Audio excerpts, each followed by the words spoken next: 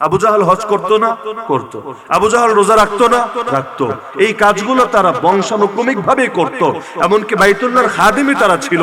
বাইতুল্লাহ ঝাড়ু দিত, ময়লা পরিষ্কার করত, মানুষজনের কাছে কাপড় চোপড় বেচত, হাজিদেরকে জমজমের পানি পান করাতো। এগুলো তাদের বংশী ঐতিহ্যই ছিল, সবই করত। খালি আল্লাহর সঙ্গে শিরিকও করত, নামাজ পড়তো, ইবাদত করত, সবসময় এক আল্লাহর জন্য করতো না, কখনো আল্লাহর জন্য, কখনো দেবদেবিয়ার মূর্তির জন্য। সবাইরে খুশি রাখতো, কারণ ওদের ধারণা ছিল দশে মিলে করি কাজ, হারে জিতে নাহিলাজ। এক আল্লাহ কি পারবে ওদের অভাব দূর করতে? বিপদে যদি পড়ে অমুকরে ডাকতে হবে, সন্তান লাগলে তমুকরে ডাকতে হবে, আরে ব্যবসা দরকার অমুকরে ডাকতে হবে। আজকাল বেজাতিরা যেগুলো করে, বাচ্চা দরকার শাহজালাল মাজারে যাও, চাকরি দরকার শাহপরান মাজারে যাও, বিদেশ যাওয়া দরকার শাহ মাকদুমের কবরের কাছে যাও, আরে ওইটা দরকার মঈনুদ্দিন আজমিরের কবরের কাছে যাও। এখানে গেলেই তোমার ফসল পূরণ হবে, আর গিয়ে ওইখানে সেজদা দিতে হবে তার উদ্দেশ্যে। আল্লাহর সেজদা দিয়ে কপালে দাগ ফেললেও কাজ হবে না, বাবার উদ্দেশ্যে একটা সেজদা দিলে জীবন কামিয়াব হবে। আল্লাহর রাসূল সাল্লাল্লাহু আলাইহি ওয়াসাল্লাম জগতের মধ্যে আসা সর্বশেষ নবী এবং রাসূল, যার পরে আর কোন নবী এবং রাসূল দুনিয়ার বুকে আসবে না। হ্যাঁ, তারপরেও বিভিন্ন মানুষ বিভিন্ন সময়ে নিজেকে নবী বলে দাবি করবে, এর ভবিষ্যৎবাণী আল্লাহর রাসূল সাল্লাল্লাহু আলাইহি ওয়াসাল্লাম তার জামানায় করে গিয়েছেন। তিনি বলেন, ততদিন পর্যন্ত কিয়ামত হবে না যতদিন না অন্তত 30 জন এমন ভণ্ডের আবির্ভাব ঘটে, যারা হবে দাজ্জাল মানে মহাপ্রতারক, কাযযাব মানে ডাহা মিথ্যুক, যাদের প্রত্যেকে দাবি করবে তারা আল্লাহর নবী, অথচ আমি সর্বশেষ নবী, আমার পরে আর কোনো নবী আসবে না। তো যেহেতু আল্লাহর রাসূল সাল্লাল্লাহু আলাইহি ওয়াসাল্লাম দুনিয়ার মধ্যে আগত সর্বশেষ নবী, আর তারপরে যারা নিজেদেরকে নবী বলে দাবি করবে, উম্মত তাদেরকে দাজ্জাল বলে ঘোষণা দেবে। সেই দাজ্জালের নাম মুসাইলিমা কাযযাবী হোক, সেই দাজ্জালের নাম আসওয়াদ আনসি হোক, সেই দাজ্জালের নাম তালিহাই হোক, সেই দাজ্জালের নাম মুখতার সাকাফি হোক, সেই দাজ্জালের নাম গোলাম আহমদ কাদিয়ানি হোক, আল্লাহর রাসূলের পর যারাই নিজেদেরকে নবী এবং রাসূল বলে প্রতিষ্ঠিত করতে চাইবে, উম্মত তাদেরকে চিরকাল দাজ্জাল বলেই ঘোষণা দেবে। এমনকি এই পাপ ইসলামের দৃষ্টিতে এত বড় জঘন্য অপরাধ, যেই পাপে লিপ্ত ব্যক্তি দুনিয়ার বেঁচে থাকার কোনো অধিকার রাখবে না। যার কারণে আল্লাহ নবী সাল্লাল্লাহু আলাইহি ওয়াসাল্লাম তার জামানায় দুইজন ভণ্ড নবীর আবির্ভাব ঘটেছিল। এদের একজনকে নিজের জীবদ্দশায় পৃথিবী থেকে বিদায় করেছেন, অপরজনকে আবু বকর রাদিয়াল্লাহু আনহু ক্ষমতায় এসেই তার খলিফা, তার খেলাফতের জামানার মধ্যেই তাকে তার প্রাপ্য বুঝিয়ে দিয়েছেন। তো যেহেতু তিনি সর্বশেষ নবী আর ইসলাম ও সর্বশেষ দিন, কিয়ামতের আগ পর্যন্ত নতুন কোন দিন আর দুনিয়ার বুকে আসবে না। আল্লাহর কাছে গ্রহণযোগ্য দিন একটাই থাকবে। সূরা আলে ইমরানে আল্লাহ জানিয়েছেন, ইন্নাদ দীনা ইনদাল্লাহিল ইসলাম, নিশ্চয়ই আল্লাহর কাছে গ্রহণযোগ্য একমাত্র দ্বীনের নাম হলো ইসলাম। মানুষের কাছে গ্রহণযোগ্য ভিন্ন কিছু হতে পারে, যেমন সেকুলার রাষ্ট্রের দৃষ্টিতে সব ধর্ম সমান, সব ধর্ম অভিন্ন, সব ধর্ম সমমর্যাদার। যে আল্লাহকে রব বলে তার যে দাম, যে আল্লাহর অস্তিত্বকে স্বীকার করে না তারও একই দাম, যে আস্তিক তার যে দাম, যে নাস্তিক তারও একই দাম, এমনকি যে আশিকে রাসূল আর যে গুস্তাখে রাসূল উভয়ের একই দাম, একই সম্মান। এগুলো সেকুলার দৃষ্টিতে হতে পারে, নাস্তিকের দৃষ্টিতে হতে পারে, বামরামের দৃষ্টিতে হতে পারে, কিন্তু প্রকৃত মুসলমান তো কোরআনের আয়নায় গোটা জগৎটাকে দেখে তার কাছে গ্রহণযোগ্য দিন একটাই থাকে, যেটা একমাত্র আল্লাহর কাছে গ্রহণযোগ্য, আর সেই ধর্মের নাম, সেই দ্বীনের নাম। এমনকি একই সূরায় আল্লাহ জানিয়েছেন, ওয়ামান ইয়াবতাগি গায়রাল ইসলামি দীনান ফালাই ইউকবালা মিন, সেই ইসলাম বাদ দিয়ে অন্য কোন দ্বীনের পেছনে যে পড়বে, অন্য কোন দ্বীন যে তালাশ করবে, সেই দ্বীন ধর্মের নামেই হোক, মতবাদের নামেই হোক, তন্ত্র মন্ত্রের নামেই হোক, অথবা কোন প্রকার নাম ছাড়াই হোক। যেমন কাদিয়ানিয়া তো একটা দ্বীন, কিন্তু এটাকে ওরা ধর্ম বলে স্বীকার করে না। হিজবুত তাওহীদের মতবাদ একটা দ্বীন, যদিও এটাকে তারা ধর্ম বলে স্বীকার করে না। একইভাবে সেকুলারিজম বা ধর্মনিরপেক্ষতাবাদও একটা স্বতন্ত্র দ্বীন, যেটাকে তারা ধর্ম বলে স্বীকার করে না।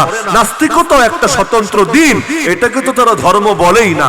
কিন্তু ইসলাম বাদ দিয়ে যেই দ্বীনের পেছনে লোকে পড়বে, সেটার নাম ধর্ম হোক, নাম মতবাদ হোক, নাম মতাদর্শ হোক, নাম তন্ত্র মন্ত্র হোক, আর কোন প্রকার নাম ছাড়াই হোক, আল্লাহ বলে দিচ্ছেন কোনদিনও তার থেকে সেটা কবুল করা হবে না। ওহুয়া ফিল আখিরাতি মিনাল খাসিরিন, দুনিয়ায় 2 পয়সা কামাতে পারে, দুনিয়ায় টুকটাক লাভবান হলে হতে পারে, কিন্তু আখিরাতে সে চির ক্ষতিগ্রস্তদের অন্তর্ভুক্ত হয়ে যাবে। আল্লাহর রাসূল সাল্লাল্লাহু আলাইহি ওয়াসাল্লাম সেই পূর্ণাঙ্গ দ্বীন আল্লাহর পক্ষ থেকে বহন করে আমাদের কাছে পৌঁছে দিয়েছেন। রাসূল শব্দের অর্থই হলো বার্তা বাহক, মানে তিনি আল্লাহর থেকে বার্তা নেন, আল্লাহর বান্দাদেরকে বার্তা দেন। নবী মানে সংবাদদাতা, তিনি আল্লাহর পক্ষ থেকে সংবাদ নেন, আল্লাহর বান্দাদেরকে এনে সংবাদ দেন। তার ভূমিকা এটাই, আল্লাহ এবং বান্দার মধ্যে একটা সিঁড়ি তিনি। মাইয়ুতি'আর রাসূল ফাকাদ আতা আল্লাহ। দুনিয়ার মধ্যে যে চায় আল্লাহর আনুগত্য করবে, তার সামনে একটা পথই খোলা, যে ব্যক্তি রাসূলের দেখানো পথে চলবে সেই পারবে জমিনের মধ্যে আল্লাহর আনুগত্য বাস্তবায়ন করতে। আল্লাহ আদেশ দিচ্ছেন নবীকে, কুল, বলে দেন, ইন কুনতুম তুহিব্বুনাল্লাহ, যদি আল্লাহকে ভালোবাসো, ফাত্তাবিউনি, সেই ভালোবাসার দাবিতেই আমাকে অনুসরণ করতে হবে। ইউহিব্বুকুমুল্লাহ, তবেই আল্লাহ ভালোবাসবেন তোমাদেরকে। ওয়া ইয়াগফির লাকুম যুনুবাকুম, আর তোমাদের পাপ রাশিকে দেবেন ক্ষমা করে। শুধু কষ্ট করলেই, দুনিয়ার বুকে খাটুনিয়ার মুজাহাদা করলেই আখিরাতে দামি হবে, বিষয়টা এমন না। এমন বহুত কষ্টকারী আছে যারা গোটা দুনিয়া কষ্ট করেছে আর জাহান্নামেও চিরকাল কষ্ট করতেই হবে, যাদের মধ্যে অন্যতম হলো বেদাত। বেদাতিরা দুনিয়া যে কষ্ট করে না ভাই, বিষয়টা এমন না, অনেক ক্ষেত্রে আমাদের চাইতে বেশি কষ্ট করে। যেমন ধরেন আশুরার দিন পিঠ থেকে যে রক্ত বের করে, নিজের হাতে নিজে রক্ত বের করে, আপনি পারবেন? আমরা আপনারা অনেকে তো এমন থাকে, হাড় দুর্বল, এক ফোঁটা রক্ত দেখলেই বেহুশ হয়ে যায়, অজ্ঞান হয়ে যায়, অথচ নিজের হাতে নিজের পিঠ থেকে রক্ত বের করছে। কত লাইনে কত কষ্ট করে, এমনকি টাকা পয়সা। আমার নজর এটাই বলে, আপনারা যা খরচ করেন দিনের জন্য, বেদাতিরা এর চাইতে অনেক বেশি খরচ করে।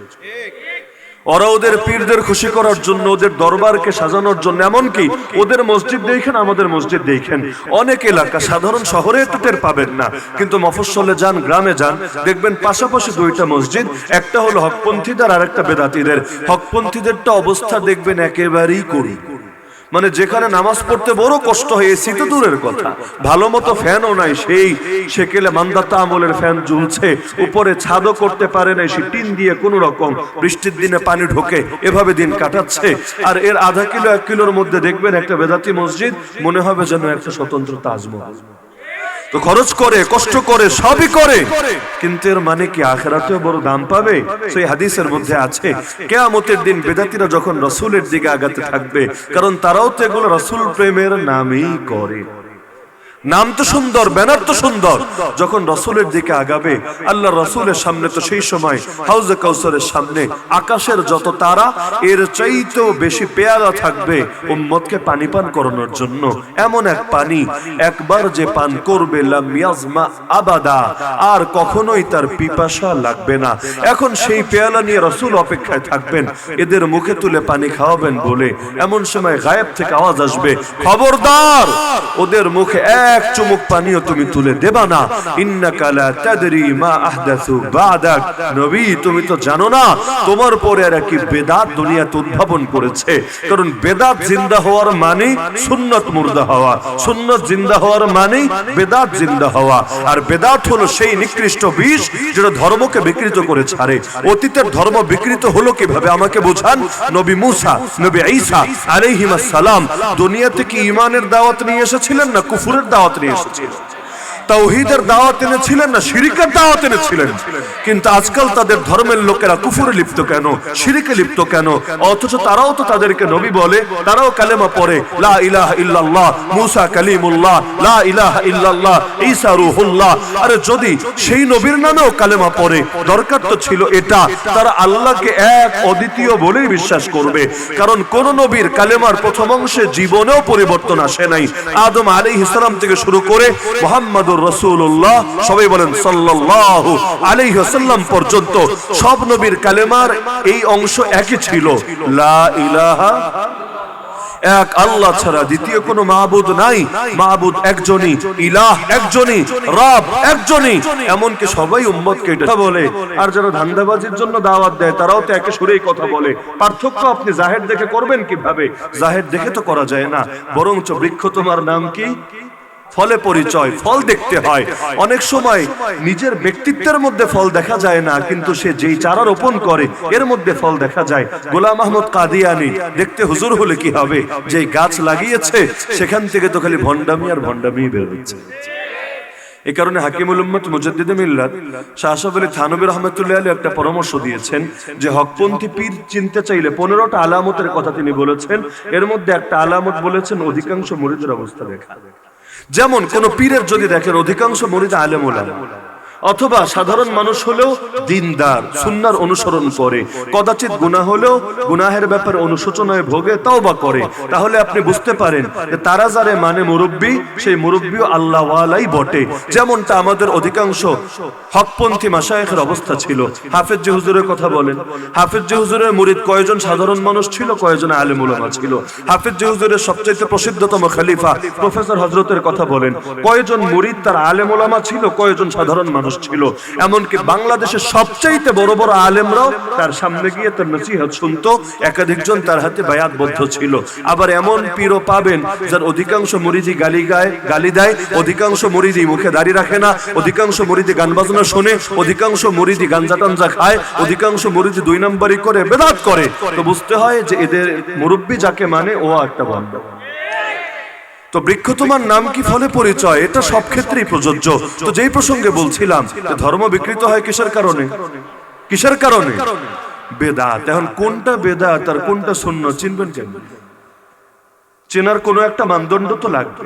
তো মানদণ্ড আল্লাহ তাআলা এবং তার রাসূল বানিয়েছেন কোরআন এবং সুন্নাহ, কিন্তু কোরআন এবং সুন্নাহরও তো অপব্যাখ্যা চলে। এখন কোনটা সহি ব্যাখ্যা আর কোনটা গলত ব্যাখ্যা, এটাই বা আলাদা করবেন কেমন?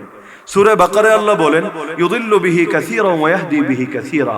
এই কোরআনের দ্বারা আল্লাহ অনেককে গোমরাহ বানান, এই কোরআনের দ্বারা আল্লাহ অনেককে হেদায়েতের পথে চালান। নবী হাদিসে বলেন, ইন্নাল্লাহা ইয়ারফাউ বিহাদাল কিতাবি আকওয়ামা ওয়া ইয়াদাউ বিআখারিন। এই কিতাবের দ্বারা আল্লাহ অনেকের মর্যাদা বাড়ান আর অনেকের মর্যাদা কমান। তাহলে কোরআন এবং সুন্নাহরও তো অপব্যাখ্যা হয়, তাহলে বুঝবেন কেমনে কোন পথ সহি পথ? জবাব আছে সূরা ফাতিহায়। কোন সূরায়? পারেন তো সবাই নাকি? বেদগঞ্জ বাজারে কেউ তো না পারার কথা না। জবাব কি? ইহদিনাস সিরাতাল মুস্তাকিম সিরাতাল্লাযীনা আন'আমতা আলাইহিম। হে আল্লাহ, আমাদেরকে সরল পথে চালান। সরল পথ আবার কোনটা? আল্লাহ ব্যাখ্যা শিখিয়ে দিচ্ছেন, ওই সমস্ত মানুষদের পথ যাদের উপর নিয়ামত বর্ষণ করেছেন। তারা কারা? যাদের ইলমও আছে, যাদের আমলও আছে। নবী, সিদ্দিক, শহীদ এবং সালেহিনরা। সালেহিনের আবার 2টা শাখা, এক হলো ইলমের বিবেচনায় সালেহ আর এক হলো আমলের বিবেচনায় সালেহ। তারা পারফেক্ট, জ্ঞানের বিবেচনায় পারফেক্ট, কর্মের বিবেচনায় পারফেক্ট। আল্লাহ এই নিয়ামত প্রাপ্ত বান্দাদের পথকেই আমাদের পথ বানান। তার মানে কিয়ামত পর্যন্ত কিছু মানুষ দুনিয়ার বুকে এমন থাকবেই থাকবে যাদের উপর আল্লাহ নিয়ামত বর্ষিত থাকবে, আর মানুষ তাদেরকে অনুসরণ করে করে হেদায়েতের পথ পাবে। তো এখন 2টা জিনিস না পাশাপাশি রাখেন, উত্তর সহজে পেয়ে যাবেন। কোরআন এবং সুন্নাহ আছে নাকি নাই? আছে না হারিয়ে গেছে? কোরআন এবং সুন্নাহকে রাখেন, আর হকপন্থী ব্যক্তি যাদের উপর আল্লাহ নিয়ামত বর্ষিত, নবী তো আর পাবেন না, কিন্তু সিদ্দিক, শহীদ এবং সালেহিনদেরকে তো পাবেন। দুটোকে মিলিয়ে মিলিয়ে মানেন, ইনশাআল্লাহ আর জামানায় হকের উপর থাকতে পারবেন। তো এখন হকপন্থী ব্যক্তি যারা হবে তাদের একটা দায়িত্ব আল্লাহ নবী বলে গেছেন যে তুমি হক চিনেছো, নিজের পেটের মধ্যে হকটারে সীমাবদ্ধ রাখো না। আল্লাহ তোমাকে যতটুকু জানিয়েছেন তুমি মানবতাকেও ততটুকু জানানোর চেষ্টা করো। বাল্লিগু আন্নী ওয়ালাউ আয়া, একটা মাত্র আয়াত যদি জানো সেটাও আরেকজনের কাছে পৌঁছে দিও।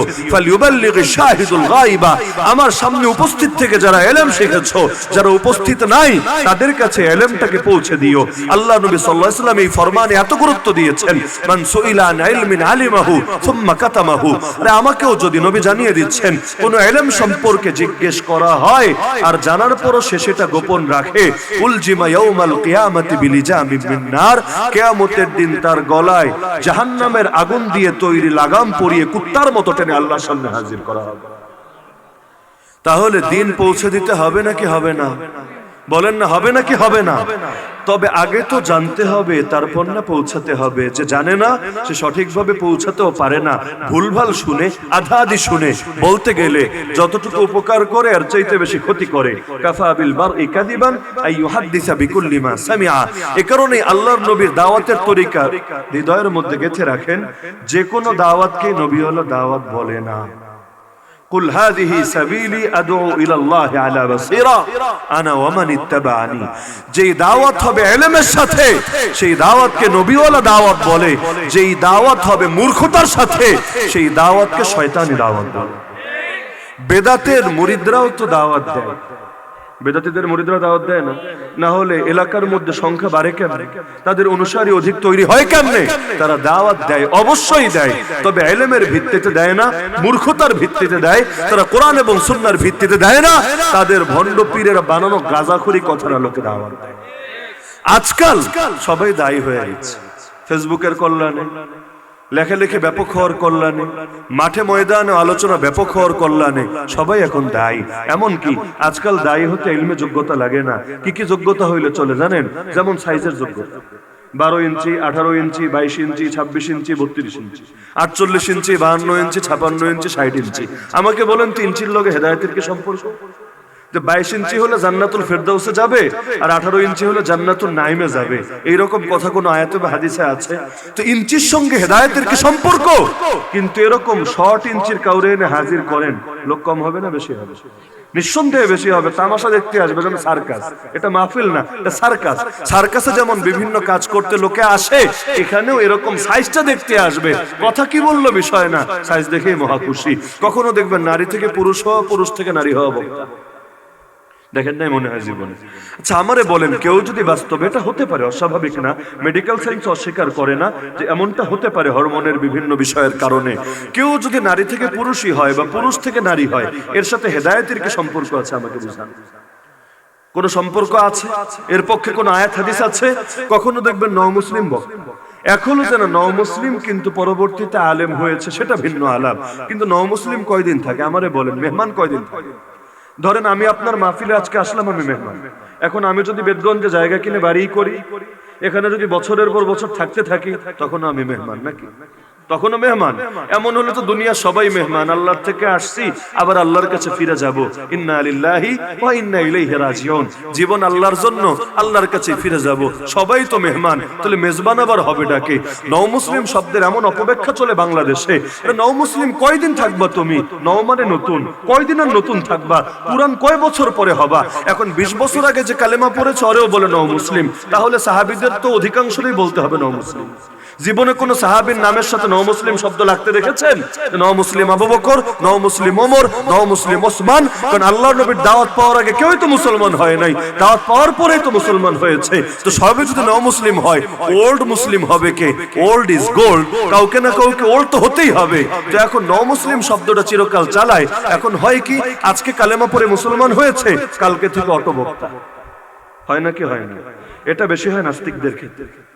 এবং এই লাইনে ওরা আমাদেরকে এত বেশি ধোঁকা দেয়। মুফাসসির ইসলাম নামে এক নাস্তিক ছিল, কাট্টা নাস্তিক, কিন্তু এই ভিডিও পরবর্তীতে বের হয়েছে, সে তার সঙ্গীদেরকে নিয়ে কৌশল করেছে। শোন, আমরা যদি নাস্তিকের জায়গা থেকে কথা বলি, মুসলমান আমাদের কথা কানে নেবে না, কারণ এটাই স্বাভাবিক।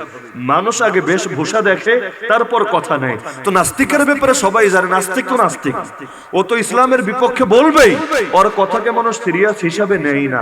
যেমন কেউ যদি আওয়ামী লীগ করে, সে সারা জীবন বিএনপির বিরুদ্ধে বলে, লোকে ভাববে কি জানেন? যদি যৌক্তিক কোনো কথাও বলে, সে ভাববে রাজনৈতিক বক্তব্য, এগুলো এমনি বলে। আবার বিএনপির কেউ যদি সারা জীবন আওয়ামী লীগের বিরুদ্ধে বলে, যদি কোনো কথায় যুক্তিও থাকে, তাও এরা ভাববে কি, আরে ওরা তো সারা জীবন এমনি বিরোধিতা করে। তো এখন কিন্তু একটা দুর্বলতার পয়েন্ট থাকে। তো এখন সে পরামর্শ করছে, নাস্তিক হয়ে বেশি ভণ্ডামি করা যাবে না, মুসলমানকে ধোঁকা দেওয়া যাবে না, চল আমরা মুসলমান সাজি। নাউযুবিল্লাহ বলবেন না? এখন ওর কয়েকটা সাঙ্গপাঙ্গ মুসলমান সাজলো, আর আমাদের হালত তো মাশাআল্লাহ। যদি শোনেন মাদ্রাসায় 10 জন হাফিজ সাহেব হয়েছে, হৃদয়ে অতটা আনন্দ লাগবে না? যদি শোনেন একজন নায়িকা এক ওয়াক্ত নামাজ পড়েছে, এটাই বাস্তবতা। কেউ হাফেজ হচ্ছে, আলেম হচ্ছে, এতে আমাদের আগ্রহ নাই। তো আল্লাহর ওলি হচ্ছে, যুগশ্রেষ্ঠ বুজুর্গ হচ্ছে, এতে আমাদের আগ্রহ নাই। কোন নায়ক একটু দিনের লাইনে আসলো? আরে আমেরিকার এই বর্তমান প্রেসিডেন্ট ক্ষমতায় আসার শুরুতে বেচারা খালি একটা হাদিস বলেছিল, তো আরবিতে না ইংলিশের মধ্যে। কি হাদিস? যে আমি মুসলমানদেরকেও বলি, নবীর কথাটাই স্মরণ করাই, তোমরা অন্যায় দেখলে হাত দিয়ে প্রতিরোধ করবা, না পারলে মুখ দিয়ে প্রতিবাদ করবা, না পারলে অন্তর দিয়ে ঘৃণা এবং প্ল্যান পরিকল্পনা করবা। বাহ, সারা দুনিয়ার মুসলমান কি খুশি, আমরা এবারে একটা আদর্শ রাষ্ট্রনায়ক পেয়েছি, আদর্শ আমেরিকান প্রেসিডেন্ট পেয়েছি। আগেকার প্রেসিডেন্ট গুলো শয়তান ছিল, খালি মুসলমানদের বিরুদ্ধে যুদ্ধ করত। এই প্রেসিডেন্টের কোনো তুলনাই চলে না, এ তো পুরাই ধোয়া তুলসী পাতা। কিন্তু এখন আর ইসরায়েল ফিলিস্তিনের যুদ্ধের প্রসঙ্গে এখন আবার ঠিকই গালি দিচ্ছে, ওর মতো শয়তান মনে হয় দুনিয়ার হয় না। তো এত তাড়াতাড়ি মাথায় তোলারই কি দরকার ছিল, নামানোরই কি দরকার ছিল? হুজুররা হাজার হাজার হাদিস বলে, এতে ভাল লাগে না। আর বেচারা খালি একটা হাদিসের ইংলিশ অনুবাদ বলেছে, এতেই প্রাণ জড়িয়ে গেছে, তাকে বন্ধু ভেবে বুকে জড়িয়ে নিয়েছে। এখন আমাদের আবেগকে, এই সুযোগকে কাজে লাগায় কাফেররা। তো সে মুসলমান সেজে কয়েকদিন খুব দাওয়াত দিতে লাগলো লাইভে এসে। মুসলমান তো খুশি, মাশাআল্লাহ একটা দায় পেয়েছি আমরা। যে আগে নাস্তিক ছিল, এখন তার ফ্যান ফলোয়ারও বাড়তে লাগলো, সবাই মিলে ফলো করতে লাগলো। কিন্তু আমার প্রথম দিন থেকে সন্দেহ হচ্ছিল, কেন যেন বিশ্বাস হচ্ছিল না। আমার কাছে কোনো যুক্তি ছিল না, প্রমাণ ছিল না, কিন্তু কেন যেন বিশ্বাস হচ্ছিল না যে এই লোকটা দিল থেকে মুসলমান হয় নাই। ফিহি মা ফিহি, ডাল মে কুছ কালা হয়। কিন্তু বলতেও পারছিলাম না, কারণ বলতে চাইলে তো আবার প্রমাণ লাগে, প্রমাণ ছাড়া তো কথা বলা যায় না। তা আমাদের অনেক পরিচিত জন প্রমোট দিচ্ছিল, আরে সে মুসলমান হয়েছে, আস্তিক হয়েছে, আপনারা তারে ফলো করেন, এই করেন, সেই করেন, তার সঙ্গে অ্যাড হন। এখন দেখি দিনকে দিন তার শুধু ভিউ বাড়ছে আর বাড়ছে, সবাই তার উপর হুমড়ি খেয়ে পড়ছে। পরবর্তীতে লক্ষ্য করলাম, আরে এই শয়তান অতি সূক্ষ্মভাবে বিষ ঢুকিয়ে দিচ্ছে। আমি আপনাকে অন্তত 1000 সিরাতের নাম বলতে পারবো। সিরাত বুঝেন? আল্লাহর নবীর জীবনী গ্রন্থ। অন্তত 1000 সিরাতের নাম বলতে পারবো যেগুলো কাফেররা লিখেছে। কাফেররা বলবেন ভালোবেসে লিখেছেন। আরে ভাই, ভালোবেসে কেউ কেউ লেখে, এটা অস্বীকার করার সুযোগ নাই। গুরুদত্ত সিং নামে এক হিন্দু ভদ্রলোকের বই আছে, বাংলায় অনুবাদ হয়েছে, তোমাকে ভালোবাসি হে নবী। এই বইটা পড়েছে কিন্তু কাঁদে নাই এমন কাউকে আমি আজও পর্যন্ত দেখিনি। এতটা আবেগ দিয়ে লিখেছে, সুবহানাল্লাহ। আপনি একবার পড়ে দেখেন, জীবনে চোখের পানি ধরে রাখতে পারবেন না। কিন্তু এমন লোক কম। তো আমি 1000 সিরাতের নাম অন্তত বলতে পারবো যেগুলো লেখা হয়েছে, কোনোটা 1000 পৃষ্ঠা, কোনোটা 2000, 5000 পৃষ্ঠা, কোনোটা 2 খণ্ড, কোনোটা 10 খণ্ড, বিশাল বিশাল কলেবরের কিতাব। পুরো নবীর গুণকীর্তন, নবীর প্রশংসা, নবীর জীবনী, নবীর উত্তম আদর্শ, নবীর চরিত্র মাধুর্য। কিন্তু পুরো বই 1-2 জায়গায় একটু একটু বেশ ঢুকিয়েছে। কিভাবে জানেন? সবই তো ভালো, তবে আমরা মানুষের গীবত করি যেমনে, চায়ের দোকানে বসে, হুজুরের এই ভালো, হুজুরের ওই ভালো, মাশাআল্লাহ মাশাআল্লাহ মাশাআল্লাহ, লাস্টে গিয়া তবে একটা বলি না আমরা? আরে বলি কি না? দেখবেন যারে নিয়ে আলোচনা করি, শুরু হয় আলোচনা দিয়া, শেষ কিন্তু হয় সমালোচনা দিয়ে। আমাদের হালতটাই হয়েছে এমন, অন্যকে নিজের চাইতে শ্রেষ্ঠ ভাবার মতো মানসিকতা কম লোকেরই আছে। এক বড় পিশাব ছিল, আর বউ আর বোনের।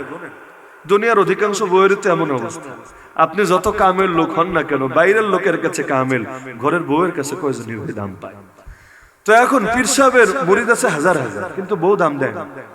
একদিন পীর সাহেব বাইরে থেকে বাসায় এসেছে, বউ তারে বলছে, আরে তুমি কি পীর হলো? আজকে একটা পীর সাহেব দেখেছি আসমান দিয়ে উড়ে উড়ে চলে যাচ্ছে।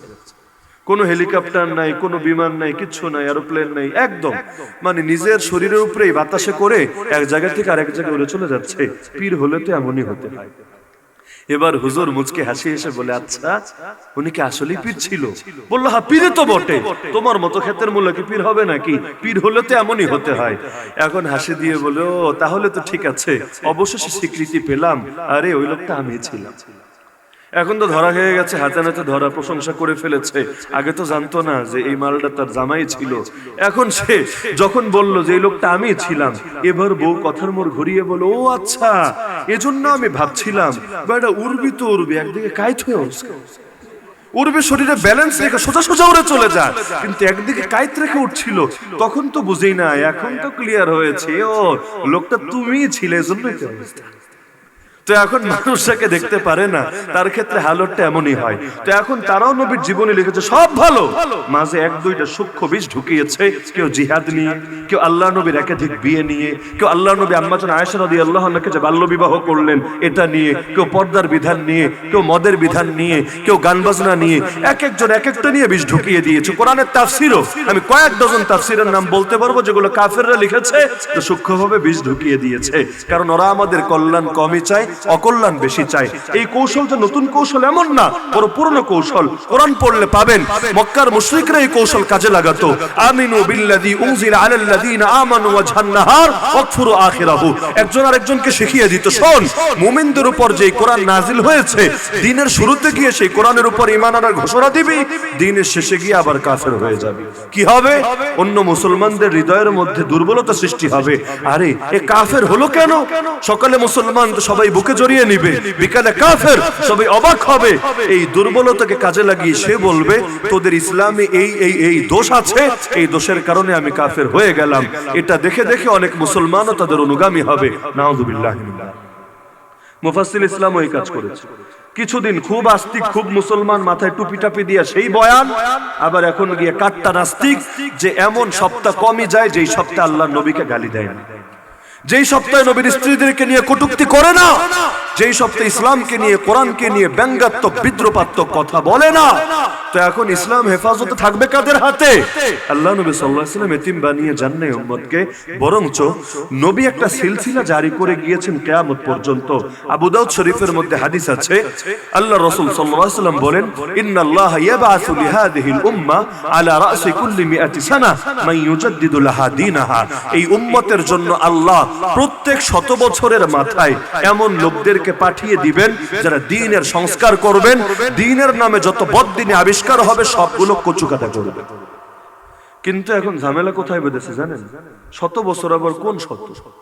আরবির 100 একরকম, ইংলিশের 100 একরকম, বাংলা 100 আরেক রকম। যেমন 2023 ইংলিশের বিবেচনায় আমরা শুরুর দিকে আছি, কিন্তু আবার আরবির বিবেচনায় 1445 আমরা মাঝামাঝি আছি। তো কোন শতক? আবার শুরু কোনটা? 2001 থেকে 10 এইটা শুরু, নাকি ওই যে লাস্টের থেকে যেটা থাকে আর কি, মানে ওই শতাব্দীর শুরু? এটা নিয়ে সবাই প্যাচে পড়ে গেছে। রাসূল মানে এই মাথাও হয়, রাসূল মানে ওই মাথাও হয়। 1990 থেকে 2000 এইটারও ধরা যায়, 2000 থেকে 2010 এইটাও ধরা যায়। আর কোনটারে ধরবেন?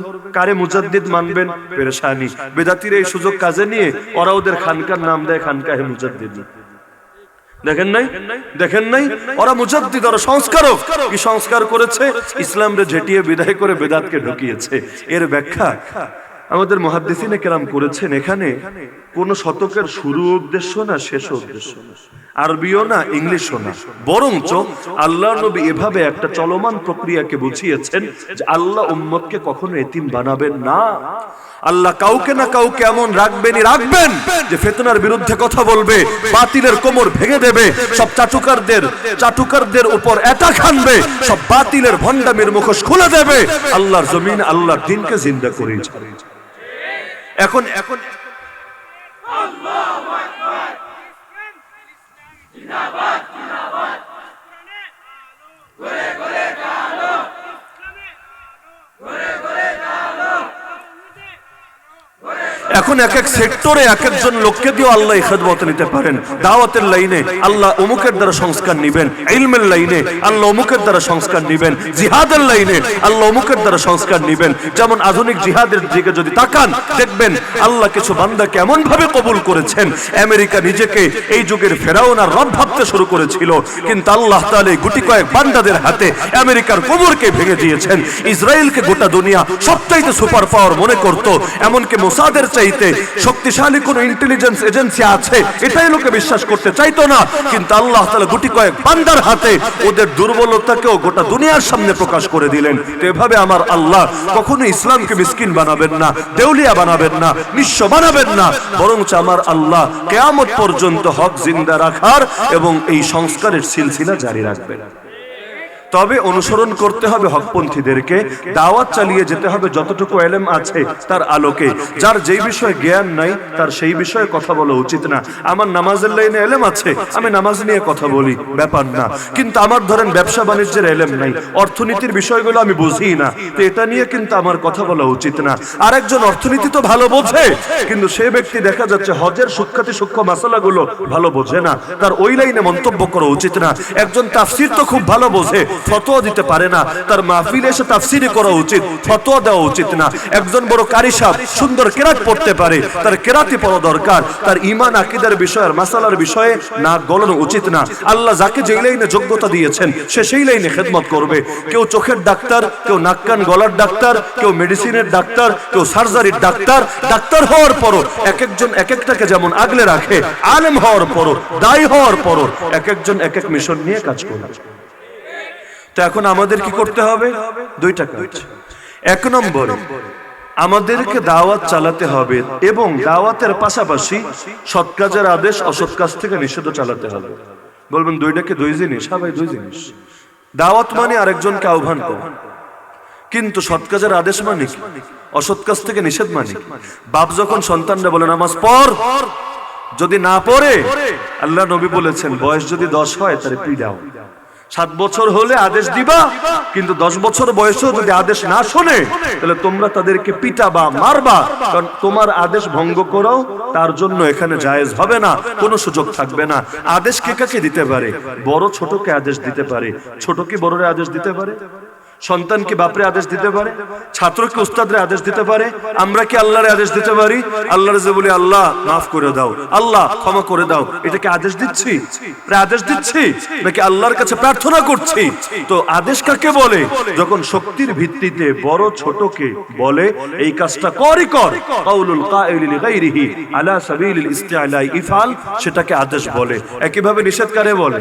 সরকার বলে চুরি করবা না, করলে জেলে ঢুকাবো, করলে হাত কেটে দিব, এটার নাম নিষেধ। কিন্তু ভাই করলে ভালো, না করলে আরো ভালো, ইত্যাদি ইত্যাদি, এই কথাগুলো, এটাকে দাওয়াত বলা যায়, কিন্তু এটাকে সব ক্ষেত্রে আদেশ এবং নিষেধ বলা যায় না। আল্লাহ কিন্তু দুইটাই বললেন আলাদা ভাবে, দাওয়াতও লাগবে, আদেশ নিষেধও নাকি লাগবে না? আল্লাহ বললেন দুইটা, আপনি চাপায়া দিচ্ছেন একটা, হবে না তো।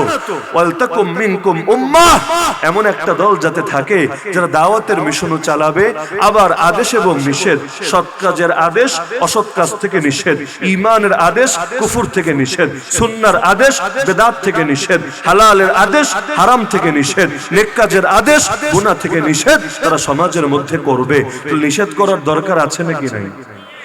সর্বশেষ প্রসঙ্গ, আমাদের সমাজে সবচাইতে বেশি যেই জিনিস কমে গেছে সেটা হলো অন্যায় থেকে নিষেধ। আমরা অন্যায় থেকে নিষেধ করি না, এটাই বাস্তবতা। আর তুলনামূলক নিজের পিঠ বাঁচাইতে চাইলে, পেটার পকেট ঠিক রাখতে চাইলে দাওয়াত দিলে বেশি রিস্ক হয় না, অন্যায় থেকে নিষেধ করলে বেশি রিস্ক হয়। আমার নবী, নবী হওয়ার আগের 40 বছরেও তিনি কি ঈমানদার ছিলেন না বেঈমান ছিলেন? কি ধারণা আপনাদের?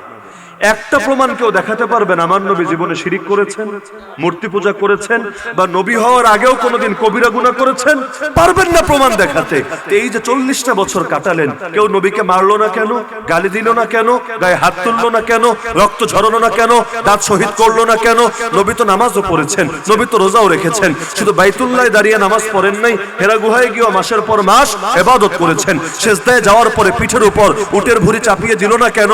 নামাজ দাঁড়ালে গলায় চাদর পেঁচিয়ে শ্বাসরুদ্ধ করে হত্যা করার চেষ্টা করলো না কেন? তাকে মক্কা থেকে বিতাড়িত করে দিল না কেন? তার সঙ্গীদের উপর চড়াও হলো না কেন? যদি বলেন ঈমানের কারণে, আমলের কারণে নবীকে মারা হয়েছে, পিটানো হয়েছে, তো 40টা বছর থেকে মাথায় তুলে রাখা হলো কেন?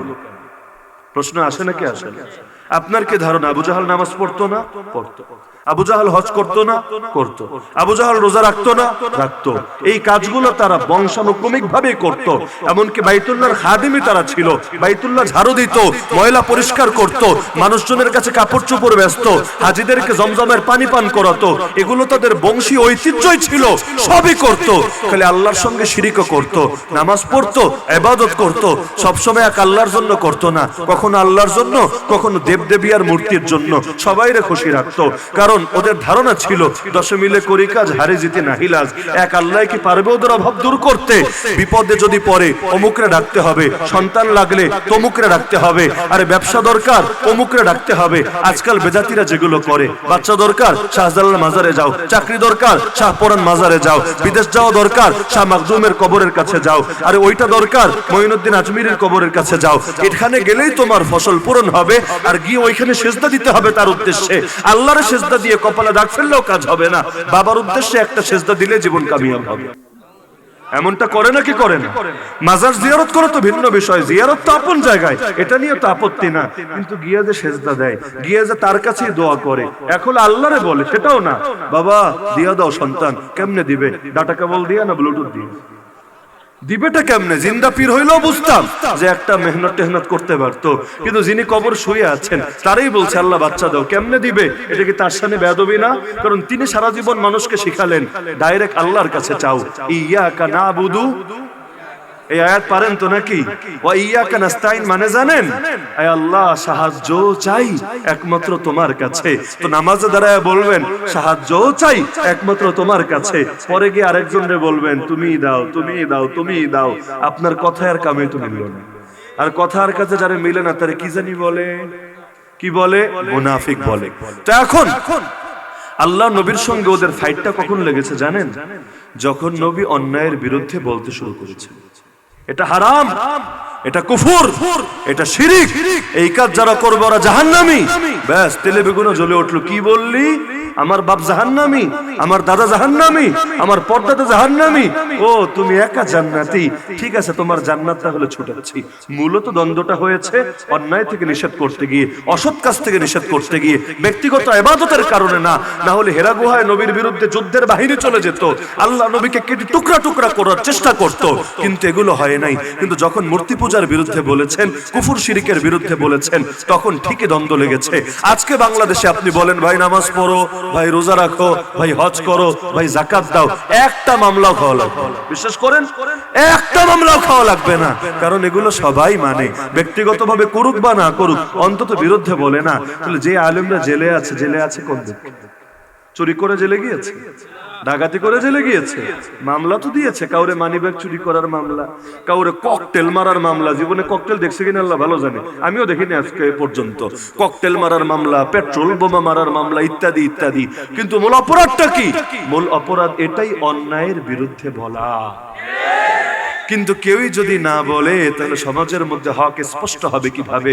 এই মানুষগুলো আল্লাহর সামনে দাঁড়িয়ে বিচার দিবে, আল্লাহ এরা তো একটা বার বলেন, একটা বার না। প্রতি বছর তাকে ভাড়া করে নিয়ে আসতাম, যাওয়ার সময় পকেটে ভরে দিতাম, কিন্তু সারা জীবন তো বলেই গেল, যা জানি তাই স্মরণ করিয়ে গেল। কিন্তু এটা যে হারাম, এটা যে বেদাত, এটা যে শিরিক, আমি তো জানতামই না। একটা বার যদি বলতো, আজকে আমাকে তো জাহান্নামী হওয়া লাগতো না। আমি তো তার অনুসরণ করেছি। ইন্না আতানা সাদাতানা ওয়া কুবারাআনা ফাআদাল্লুনা সাবিলা, তারাই আমাকে ভুল পথে নিয়ে গেছে। সুতরাং আল্লাহ আজকে ওরেও জাহান্নামে দাও।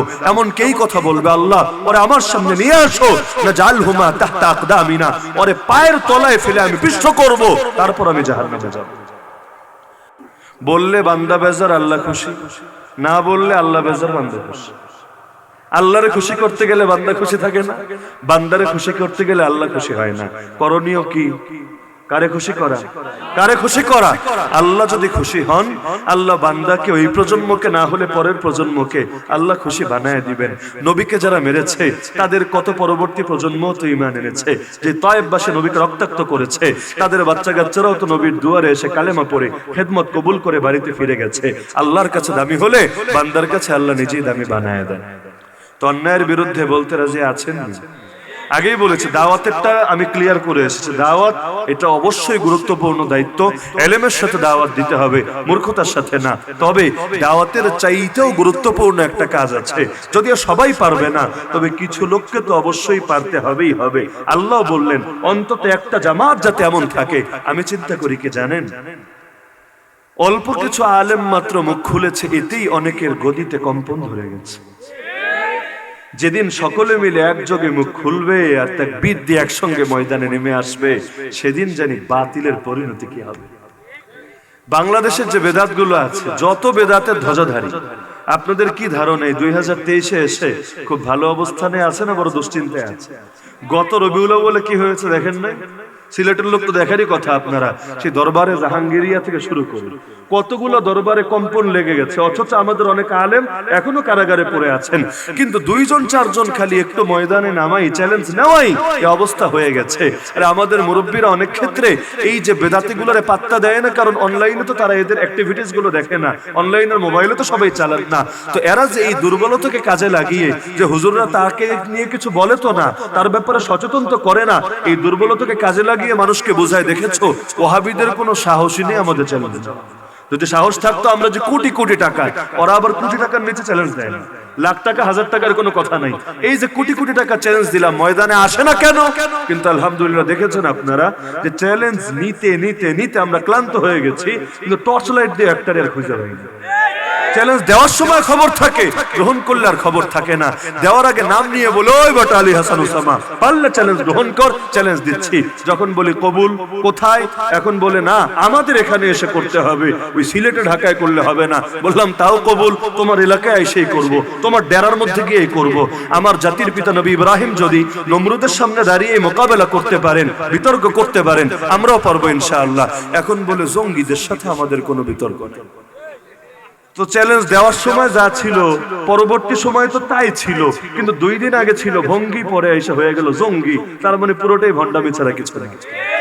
আমি গত কয়েকদিন আগে কক্সবাজারে গেলাম, গিয়ে যেখানেই নেমেছি, বিশেষ করে রেস্টুরেন্টে খেতে যাই অথবা মাহফিলে যাই বা যেখানে যাচ্ছিলাম মূলত মাহফিলের উদ্দেশ্যেই, কিন্তু রাস্তায় ওই স্থানীয় যাদের সাথে দেখা হয়েছে সবাই প্রসঙ্গটা টেনেছে, হুজুর জাহাঙ্গীর হুজুরে তো সেই সাইজ করা করে দিয়েছে।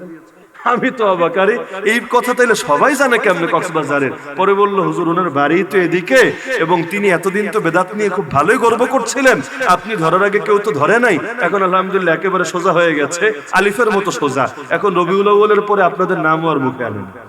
তো দেখলাম আলহামদুলিল্লাহ মানুষ সচেতন এই যুগে, বিশেষ করে অনলাইনের কারণে মানুষ এখন ভাবতে শেখে, মানুষ এখন কম্পেয়ার করতে জানে, মানুষ কিন্তু এখন অন্ধের মতো গ্রহণ করে না, বরঞ্চ 10টা 20টা দেখে তারপর চিন্তা ফিকির করে গ্রহণ করে। এই সুযোগটাকে কাজে লাগাতে হবে, মুখ খুলতে হবে।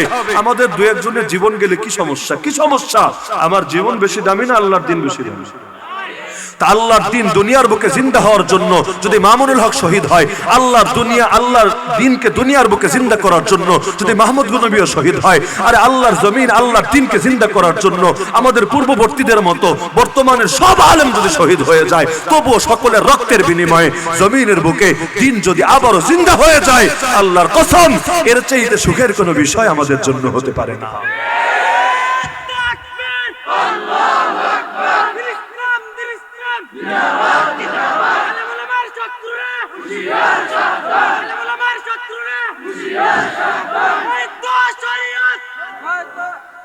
তো এই কারণে আল্লাহর ওয়াস্তে কেউ চুপ থাকবেন না। আল্লাহ যে জবান দিয়েছেন জবানটাকে কাজে লাগান, অন্যায়ের বিরুদ্ধে মুখ খোলেন। 10-এর লাঠি আমরা 1 জন 2 জন 10 জন 20 জন বলে কিচ্ছু করতে পারবো না, সবাই মিলে যেদিন মুখ খুলবেন ইনশাআল্লাহ বাতিল বাংলার জমিনে পা ফেলারে যায়। এই জমিন ইসলামের জমিন, এই জমিন নাস্তিক্যবাদের জমিন না, এই জমিন উগ্র হিন্দুত্ববাদের জমিন না, এই জমিন কোন সন্ত্রাসের জমিন না, এই জমিন কোন বেদাতের জমিন না, এই জমিন কোন শিরকের জমিন না, এই জমিন রবের জমিন, এই জমিন তাওহীদের জমিন, এই জমিন ঈমানের জমিন, এই জমিন শাহজালালের জমিন। এখানে কোন বাতিল টিকতে পারবে না ইনশাআল্লাহ। আল্লাহু আকবার। ইসলাম জিন্দাবাদ জিন্দাবাদ। কোরআন সুন্নাহর আলো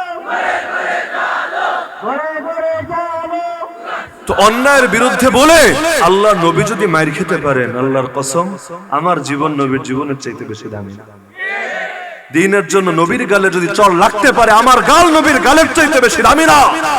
দ্বীনের জন্য আল্লাহ নবীর আপন চাচার বুক চিরে কলিজা বের করে যদি চিবিয়ে খাওয়া হতে পারে, আমার বাপ চাচার দাম নবীর বাপ চাচার চাইতে বেশি না।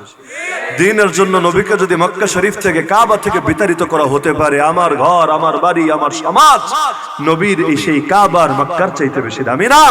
দ্বীনের জন্য নবী যদি সব কোরবানি দিতে পারেন, আমরাও তার উম্মতি হয়ে পারবো ইনশাআল্লাহ, পারতে হবেই হবে ইনশাআল্লাহ। সুতরাং অন্যায়ের ব্যাপারে আল্লাহর হস্তে মুখ খুলবেন না। প্রত্যেকে এক একজন নাহি আনিল মুনকার, শুধু দায়ী না রে ভাই, দায়ী বহুত আছে, বাংলাদেশে দায়ীর কমতি না, কিন্তু অন্যায় থেকে নিষেধকারীর বড় কমতি। নাকি কষ্ট পাচ্ছেন আপনারা? বাংলাদেশে দায়ের কমতি না, কিন্তু অন্যায় থেকে নিষেধকারীর বড় কমতি।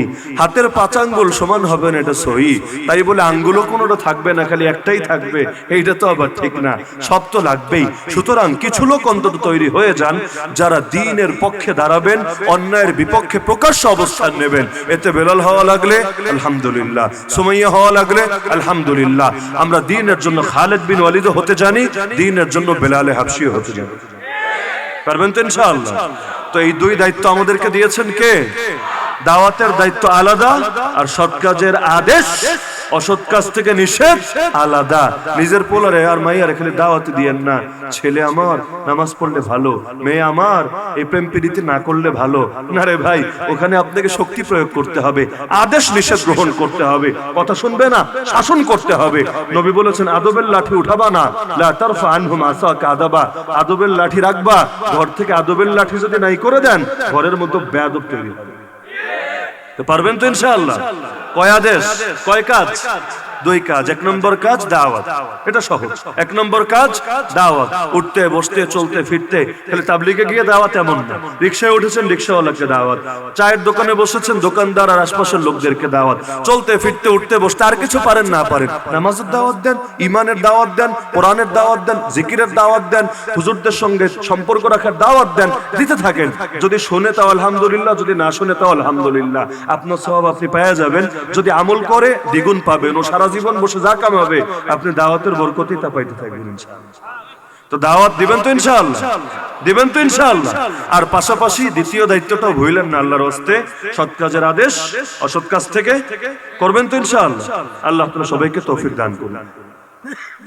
হযরত যুব সমাজের উদ্দেশ্যে কিছু বললে ভালো হতো, এই যুবকদের উদ্দেশ্যে এটা বলা হলো। যুবকদেরকে এই ক্ষেত্রে সবচাইতে বেশি অবদান রাখতে হয়, আর অবদান রাখার জন্য নিজেরাও গুনাহ ছাড়তে হয়। যৌবনকালে গুনাহগুলো একটু বেশি মজা লাগে, আর ইবাদতটা একটু বেশি কষ্ট লাগে। তবে কিয়ামতের দিন আরশের নিচে যে 7 শ্রেণীর মানুষকে আল্লাহ জায়গা দেবেন, এর মধ্যে এক শ্রেণী আপনারা জওয়ানরা। শাআবুন নাশা ফি ইবাদাতিল্লাহ, যেই যুবক আল্লাহর ইবাদতে দিন কাটায়, আল্লাহ তাদেরকে আরশের নিচে জায়গা দেয়। তো যুবকরা সমাজের মেরুদণ্ড। আপনারা সোজা তো পুরো বডি সোজা, আপনারা বাঁকা তো পুরো বডি বাঁকা। আমাদের এলাকায় বাজে খেলাধুলা ও গান বাজনার খুব আবির্ভাব, এগুলো সম্পর্কে কিছু বলেন? হ্যাঁ, এটা বলা হয়ে গেছে আলহামদুলিল্লাহ। এগুলো নিয়ে চুপ থাকতে হবে, তাই না? নাকি নিষেধ করতে হবে? হাত থাকলে হাত দিয়ে, না পারলে মুখ দিয়ে, কিন্তু মুখের নিচে নাইবেন না, কারণ আপনাদের মুখের শক্তি অন্তত আছে। যার এইটাও নাই ওর জন্য হলো অন্তর, যার আগের দিয়ে আছে এর জন্য অন্তর না। সুতরাং হাত এবং মুখ, যার পাওয়ার আছে সে হাত, আর যার পাওয়ার নাই সে মুখ। পারবেন তো ইনশাআল্লাহ? আল্লাহ সবাইকে তৌফিক দান করুন, আমিন।